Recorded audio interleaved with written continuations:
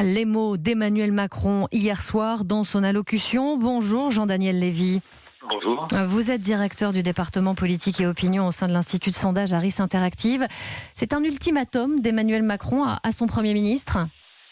Si ce n'est un ultimatum, c'est une répartition claire des tâches. On a parfois considéré que le président de la République n'intervenait pas tellement au cours de ces derniers jours ou de ces dernières semaines dans le cadre de la réforme des retraites, laissant le Premier ministre en première ligne. Et là, il revient vraiment à l'esprit des institutions de la Ve République, un président de la République qui fixe le cap et un Premier ministre qui a vocation à faire en sorte qu'il puisse y avoir l'application des principales orientations du président de la République.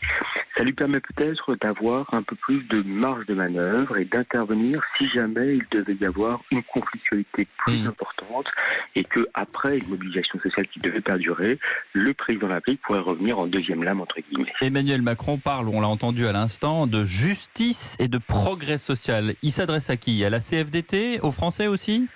Il s'adresse forcément aux deux, à la CFDT en fait, qui a soutenu au début le mouvement contre le mouvement de la réforme des retraites et qui, dans ce contexte-là, a indiqué qu'il était favorable à l'universalité et qui, entre guillemets, était assez critique à l'égard du passage à 64 ans pour, si ce n'est l'âge légal, en tout cas l'âge pivot, mais également à tout un tas de Français qui viennent de la gauche, qui ont voté pour lui au premier tour de l'élection présidentielle et qui là se désolidarisent du président de la République. On le voit aussi bien dans les différentes enquêtes d'opinion qu'on peut le voir au cours des dernières élections européennes où l'électorat d'Emmanuel Macron venant de la gauche a tendance à se distancier du président de la République.